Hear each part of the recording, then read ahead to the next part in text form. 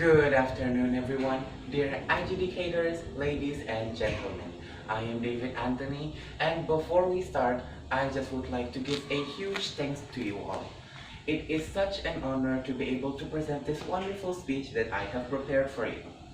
With that said, every day we use ships as a method of traveling around the world or delivering goods to other countries. These ships require many difficult and complex procedures, and these procedures are carried out by none other than seafarers with the help of their digital items. Ladies and gentlemen, have any of you ever possibly worked as a seafarer before? If so, then you must know that a ship not only requires technological advancements, but they also require digital technology. These digital technologies can be helpful to the ships in communication to navigation. But these digital items can also take years and years of learning, which is why many seafarers have stayed away from digitalization. We can see now that digital disruption can disrupt the seafarers' daily jobs in various ways. One of them is by the ever-changing growth of the community. We all know that a digital item is owned by someone or a company. These digital items are owned by a company, so that company can be easily overthrown by another new and better company. And a new and better company can bring a new and better digital item, which the seafarers may use.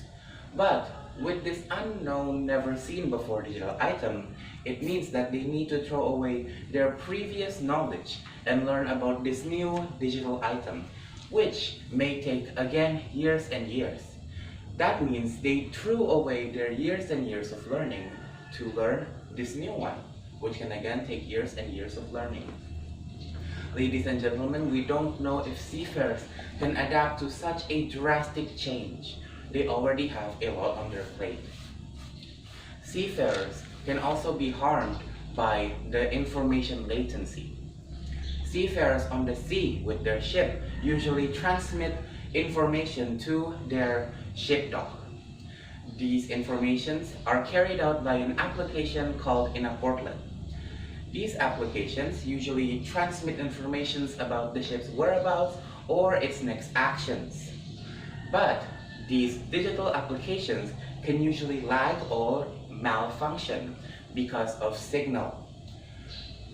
So, when their information is late or gone at all, it can mean that the ship dock may be confused, or they might not know what the ship's next actions is, or they might not know where the ship is. The schedules may be overloaded. And this is how we can see that the digitalization of the seafarer's job can really harm them and the ships and their jobs. But not only does digitalization harm seafarers and their ships, they can also harm the passengers, who may potentially be you. That is right, ladies and gentlemen. But first, we must look at how seafarers get acquired to sailing. Seafarers usually go to the head office to ask for permission and show them their graduate degree and tell them about their sailing experiences. This is really good because the person in charge can see the evidence and proof. But in today's society, seafarers use a certain website that requires the same requirements, which is giving them their graduate degree and telling them about their sailing experiences.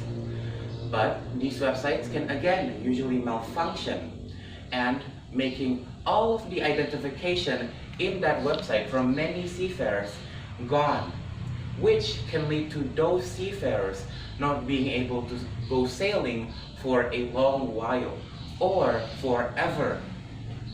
We can now see how digitalization can affect their jobs. But other than that, hackers can easily hack into these digital websites, and they can make a fake identification for them to be able to be qualified for sailing. This can endanger the passengers because, of course, they aren't qualified, but they are faking it. So by going to sailing without qualification and without guidance, they can endanger their crewmates, fellow seafarers, the ships, and the passengers, who again could be you, possibly. Ladies and gentlemen, now we can see how if they depend on digitalization, it can harm them, their ships, their jobs, and their passengers. This is why many seafarers stay away from digitalization. They already have a lot on their plate, such as the unfavorable weather conditions, the unpredictable hazards of the sea, and the lack of fresh foods. These are but a few of their troubles in their everyday lives.